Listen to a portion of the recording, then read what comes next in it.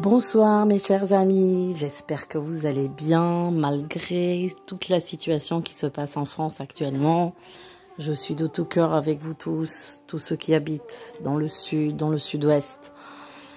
Vous voyez, je ne me suis pas trompée, je vous ai parlé de sécheresse de feu et tout ce que je vous ai dit arrive, donc je vous mets les preuves dans la communauté. Je remercie tous les fidèles auditeurs, tous mes amis de la chaîne.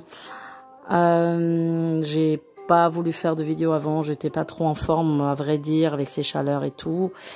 J'étais un petit peu fatiguée, mais vraiment fatiguée dans le corps avec, je sais pas si vous avez ressenti donc cette pleine lune qui est tombée le jour que je vous ai dit de faire attention, le 13, qui a été quand même une pleine lune assez forte en émotion, je dirais, assez lourde.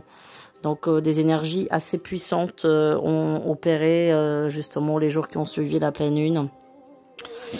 Je ne sais pas si vous avez senti, vous, ça a été très chargé en négativité, je dirais. Alors pour les astrologues, ils savent de quoi je parle. J'ai pas trop vérifié la conjonction avec les planètes. J'ai pas trop suivi, mais en tout cas, j'ai ressenti des énergies très lourdes. Voilà, là on est encore dans ces incendies, c'est pas bon. Vous savez que le feu c'est pas forcément une bonne énergie. Le feu c'est les forces du mal en général, c'est la destruction. Tandis que l'eau est plutôt l'eau, elle a plus comment dire, l'eau elle nettoie des mauvaises énergies, alors que le feu il punit en quelque sorte. Donc là, même en Bretagne, le feu, vous avez vu, c'est incroyable. Je pense que ça n'est jamais arrivé. Des températures pareilles. Bon, c'est terrible. Et là, je ne sais pas dans les prochaines années ce qu'on va faire. Parce que si ça continue comme ça va être vraiment une cata. Je ne sais pas si vous avez ressenti la fumée aussi chez vous, puisqu'il paraît que la fumée, elle se propage un peu partout dans la France. Voilà, donc je remercie mes chers amis, les fidèles, toutes les fidèles personnes qui sont sur cette chaîne et les donateurs, il y en a pas mal, je les remercie de tout cœur. Et il y a aussi de pays aussi, pas qu'en France, il y a aussi de l'Europe, d'Angleterre, d'Amérique, donc je dis thank you very much for your donation and for everything, you will be blessed. Et je remercie aussi les Allemands. Danke schön für diese danke schön. Maintenant on va faire un spécial Vietnam, l'Inde et Crète, puisqu'on me l'a demandé plusieurs fois. Une personne très sympathique qui m'a demandé déjà plusieurs fois de traiter le sujet pour le Vietnam, et puis une autre très sympathique, charmante personne pour l'Inde, et récemment quelqu'un pour Crète en Grèce. Un pays qui m'est cher au cœur, la Grèce, où j'ai vécu quelque temps quand j'étais jeune. La Grèce, Thessaloniki, Athènes, Kalimera, Kalispera, Pikanis, etc. Alors, on va traiter ça après. Alors, donc on va regarder pour le Vietnam.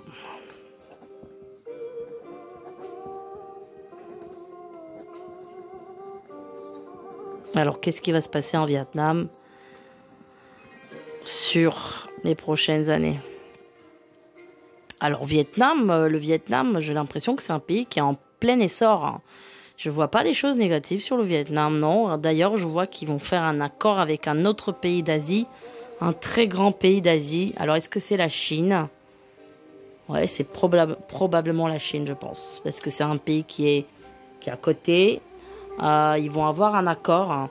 Ils vont avoir un accord avec la Chine pour une sorte de commerce export-import. Non, c'est très positif. Le Vietnam, ça va être un pays dans le futur qui va s'imposer comme un des pays leaders en production, etc. Franchement, je vois pas de... Alors, il y aura, à un moment donné, un tsunami ou typhon qui va arriver là-bas. Là, c'est pas tout de suite, alors je vais pas donner des dates parce que vous voyez parfois les dates, je dis que c'est l'année prochaine alors que ça arrive là. D'ailleurs, je vous invite à aller voir la vidéo de 2017 où je parle de Iran, Israël et Russie. J'ai l'impression que là je viens de la réécouter. J'ai l'impression que je parle de maintenant en fait. Donc regardez un petit peu ce que je vous ai dit.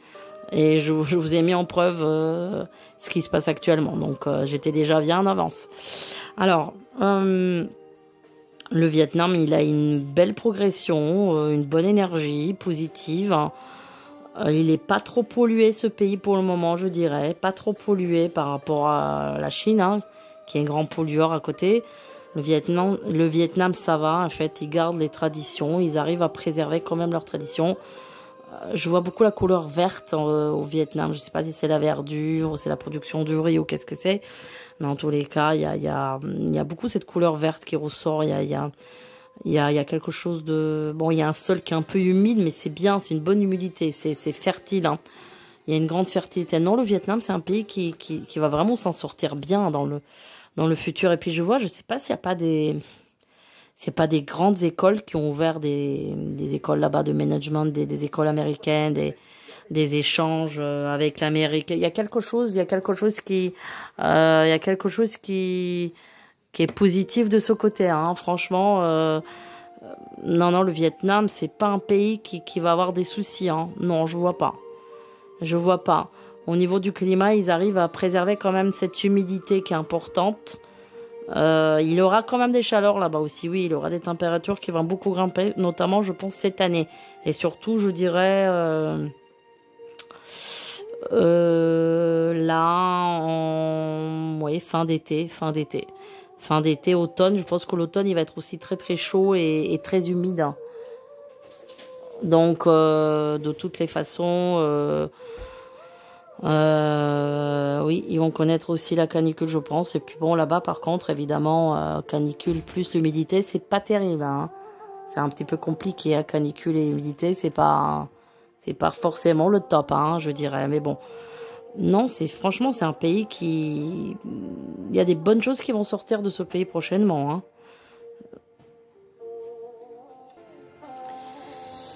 Donc, non, de très bonnes choses vont sortir du Vietnam. Je pense même qu'au niveau du sport, ils vont reprendre. Il va y avoir des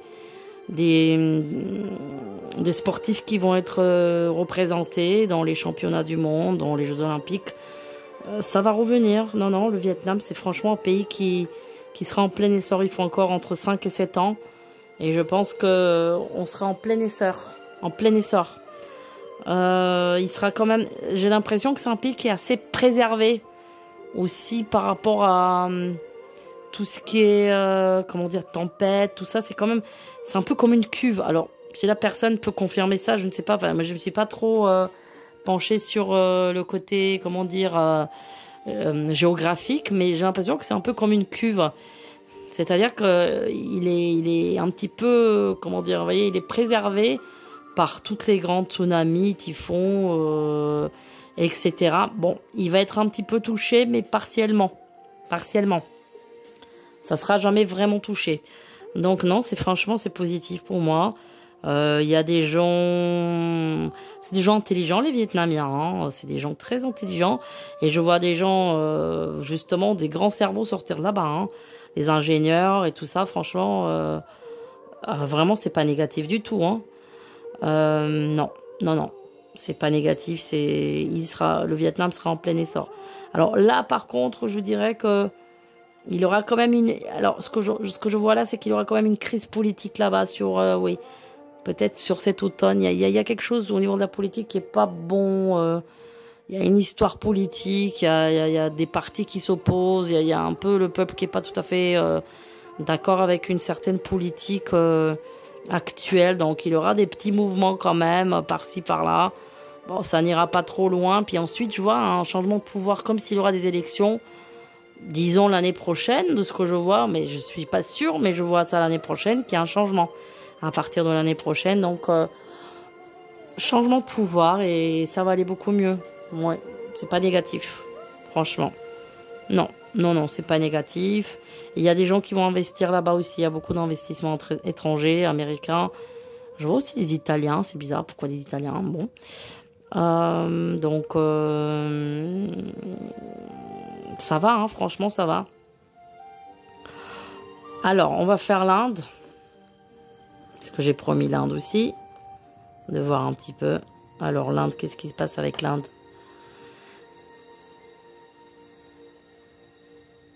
Beaucoup d'inégalités en Inde, évidemment. Vous imaginez, ils sont combien de milliards? C'est le pays le plus peuplé après la Chine, hein, donc vous imaginez combien de milliards de personnes vivent là-bas, hein, c'est énorme.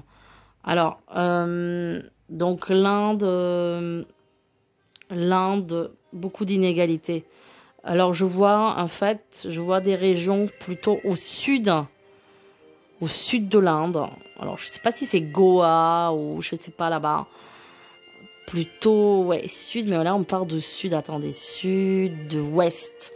Je vois beaucoup de sécheresse à cet endroit-là. Sud-ouest, beaucoup de sécheresse.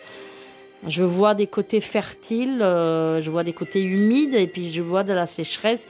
Je vois en fait plusieurs climats dans ce pays. En fait, c'est un pays tellement grand qu'il y a plusieurs climats. Il y a beaucoup de gens qui n'auront pas de quoi manger, surtout dans le sud, là où je vois la sécheresse. Alors, qu'est-ce qui se passe en Inde, globalement? Globalement, qu'est-ce qu'il y a en Inde? On me parle de corruption dans le pouvoir en Inde, comme si on veut faire sortir la personne qui les gouverne, mais on n'arrive pas. Il est très protégé. Alors, encore une fois, je vous avoue que là, sur la politique indienne... moi, je ne suis pas trop la politique indienne. Je ne sais pas trop qui est le président, etc. Je me suis arrêtée à, on va dire... Non, mais c'est malheureux de dire ça, Indira Gandhi. Non, mais c'est pas vrai. Je plaisante. Mais j'ai pas trop suivi là la politique. Et puis, on n'en parle pas beaucoup en France, vous savez. En France, on a cette coutume de ne pas parler des pays qui nous... Enfin, on parle que on parle que de la France, en fait. On ne parle jamais des pays extérieurs à la France. Alors, j'ai l'impression que donc le pouvoir, il y a un homme du pouvoir qui est là et qui ne bouge pas. C'est-à-dire, on n'arrive pas à le sortir du pouvoir. Et pour moi, c'est quelqu'un qui est corrompu. Hein. Mais ça va pas bouger du tout. Hein. Non, non, non. Ils sont très pacifistes en même temps. Hein. Ils sont pas trop comment dire, ils sont pas trop dans les mouvements révolutionnaires, hein. Alors c'est vrai qu'il y aura des petits mouvements par-ci par-là, oui, il y aura des protestations, ils vont faire des choses, ils vont faire des manifestations, ouais, ça va pas toujours être rose là. Il y a des difficultés là en Inde qui arrivent là sur l'automne, c'est pas tout rose du tout, hein.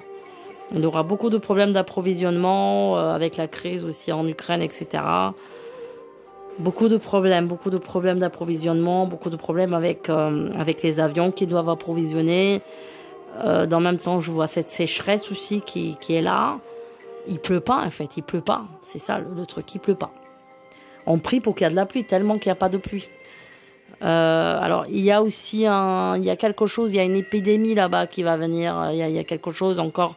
Bon, vous savez que l'Inde est un pays quand même... qui est beaucoup touché par les épidémies. Vous savez que le Gange, bon, pour les uns, c'est une rivière sacrée, mais en même temps, le Gange prolifère énormément parce qu'en fait, les gens, ils font tout dans le Gange, hein. Je vais pas vous étaler ce qu'ils font, mais ils lavent, ils boivent, et puis il y en a qui font d'autres choses. Qui se lavent, et puis d'autres font leurs besoins. Voilà. Donc, vous imaginez le Gange, c'est quoi? Bon, alors après, pour les uns, c'est une rivière sacrée, évidemment, parce ils ont dépassé ce stade-là, hein. Vous avez... donc les gens qui sont croyants, vous savez qu'en Inde les croyants, ils sont complètement détachés de la matière, donc ceux-là ils ne sentent pas évidemment les épidémies, mais bon, évidemment les épidémies vont toucher les personnes fragiles. Donc l'Inde c'est vraiment un vecteur d'épidémie toujours, hein, ça a toujours été comme ça, c'est pas quelque chose de nouveau. Donc là il y a quelque chose qui va encore provenir de là-bas. Je sais pas si c'est la choléra, mais il y a quelque chose avec des vomissements, avec...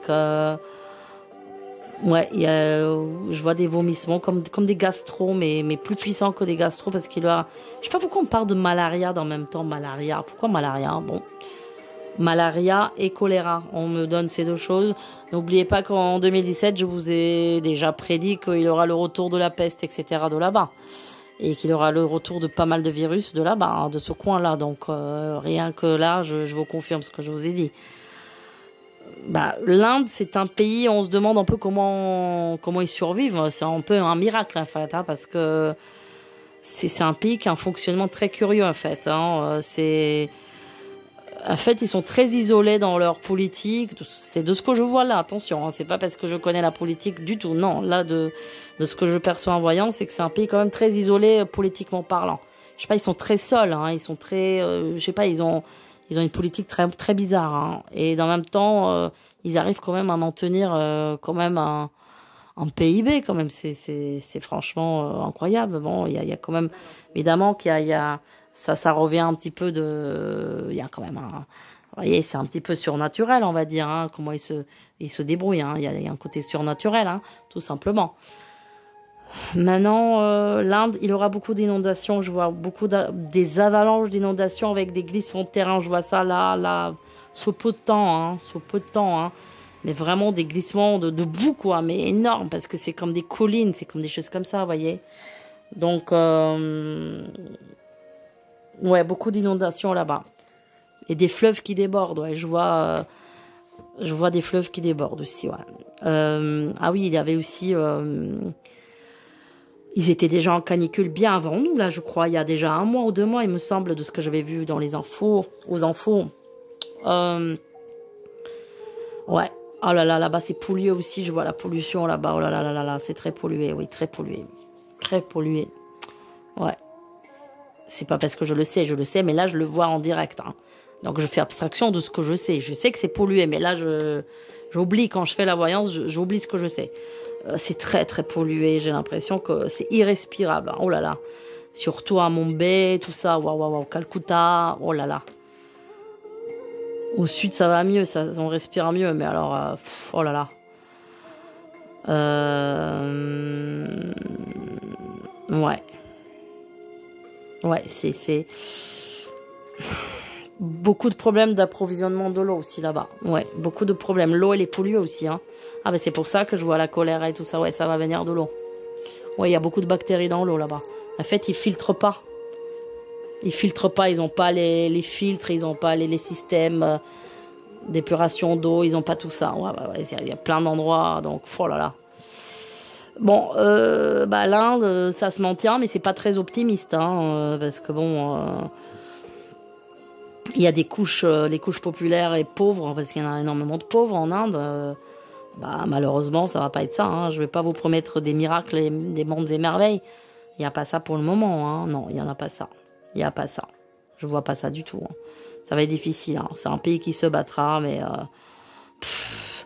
là, c'est même pas 10 ans qu'il faut. Il faut au moins 20 ans pour que les choses changent. Au moins 20 ans. Et encore, hein, je suis gentille. Hein. Non, c'est... En fait, ils ont d'un côté pas envie de bouger. Ils sont un peu lessivés. D'un autre côté, ils font rien pour dégager la corruption qu'il y a là-bas dans les couches élevées. Parce qu'il y a beaucoup de riches aussi à Pondichéry, etc. Mais ils font rien pour faire quelque chose. Donc voilà, à New Delhi, tout ça, bon... Il y en a des riches, hein. Il y en a beaucoup, beaucoup de riches. Il y a des palais là-bas, il y a des palais carrément. Mais voilà, en fait, ce sont des castes. Vous allez me dire, ici, il y a des castes aussi. Oui, mais là-bas, c'est encore pire, en fait. Je crois que vraiment, les riches, vraiment, ils se mélangent pas du tout aux pauvres. Et, enfin bon, je me demande s'il y a une classe moyenne. Hein. Je crois pas trop. Hein. La classe moyenne, elle est plutôt pauvre. Hein. Mais bon... Alors, ce qui est là, une bonne chose que je vois, je sais pas, je vois que des chercheurs indiens vont trouver soit un médicament sur quelque chose, ou il y a une trouvaille qui va venir de l'Inde. Les chercheurs indiens, qui sont aussi très intelligents, n'oubliez pas. C'est carrément pratiquement les meilleurs ingénieurs, hein, qui étaient d'ailleurs, je sais pas si vous vous rappelez, il y a quelques années en Allemagne, on était à la recherche d'ingénieurs, bah, il y a plein d'Indiens qui sont venus travailler indien ou hindou, comme vous voulez dire. Je préfère dire hindou, c'est mieux parce qu'indien, c'est bon. Il y a plusieurs hindous, enfin plusieurs milliers d'hindous qui sont venus en Allemagne travailler. Parce que ils sont sacrément... C'est des têtes, hein, attention. Hein, dans l'ingénierie et tout ça, dans l'informatique, etc. Donc voilà pour l'Inde. Alors on va finir avec Crète. Alors on me pose la question pour l'île de Crète. Alors, pourquoi l'île de Crète? Je sais pas. Pourquoi pas sur la Grèce, faire Crète. Il y a Crète, il y a Corfou, il y a tout ça. Alors Crète, qu'est-ce qui se passe en Crète? Non, c'est une île qui est protégée apparemment. Non, c'est une île très spirituelle, des gens très spirituels, très protégés. C'est des gens centenaires là-bas, je sais pas si vous le savez, c'est des centenaires. Hein. Bon, ils consomment beaucoup de l'huile d'olive et des olives de là-bas, qui sont excellentes, surtout les olives noires. Mais non, alors qu'est-ce qui se passe en Crète? Je sais pas s'il y aura pas un feu là-bas aussi, il y a un feu, mais je peux pas situer le temps là. Il y aura un feu, mais bon, il va être maîtrisé quand même, il y aura un feu, ouais.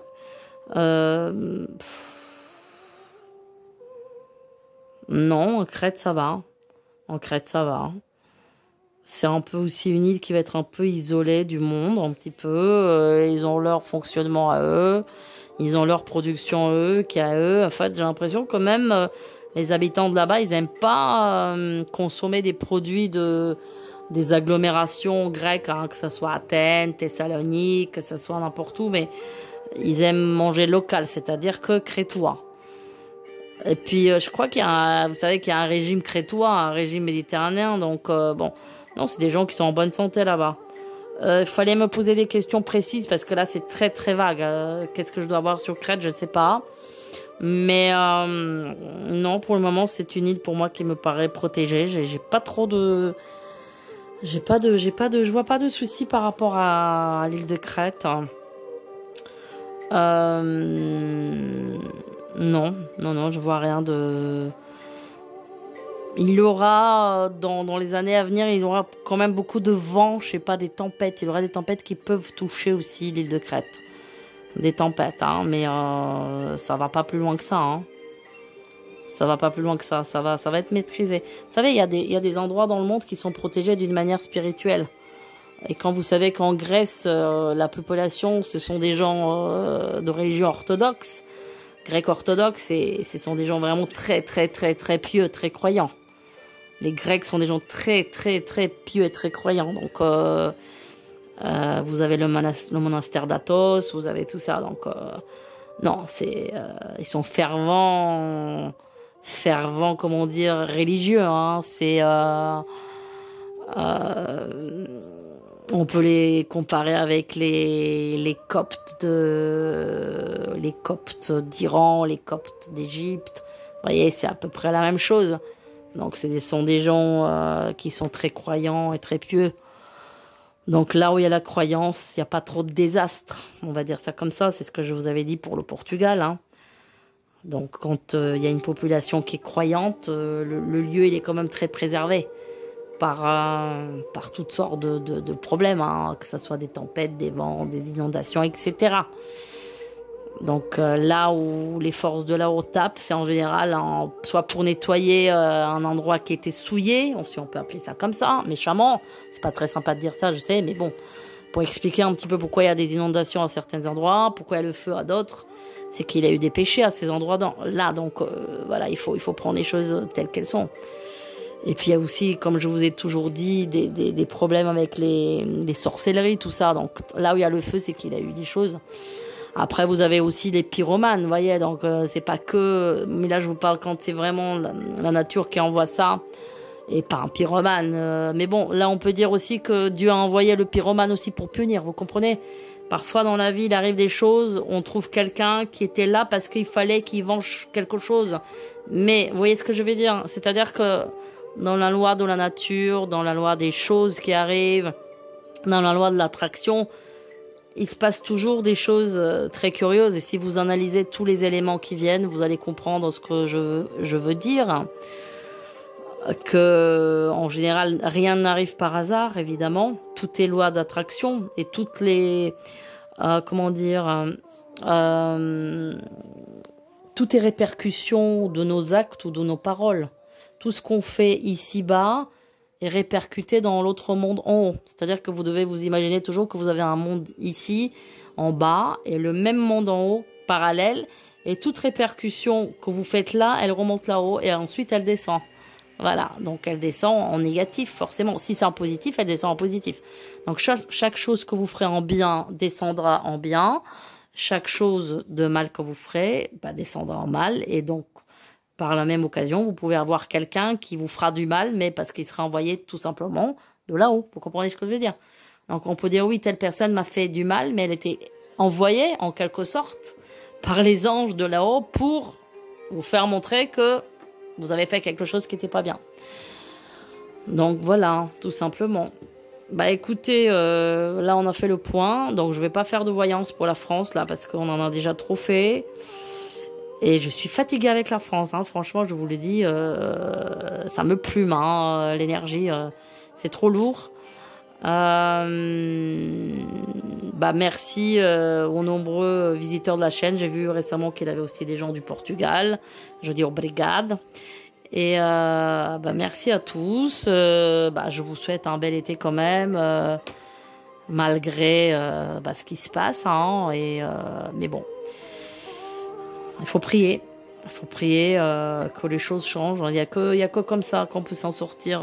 Et évidemment, il y a l'action aussi. Hein, il n'y a pas que la prière. Mais en premier temps, il faut déjà pouvoir se concentrer sur les belles énergies de la spiritualité. Voilà, je vous dirai, pour ceux qui veulent s'abonner, abonnez-vous, mettez des likes, et pour ceux qui veulent faire des dons, avec grand plaisir. Et je vous dis à très bientôt.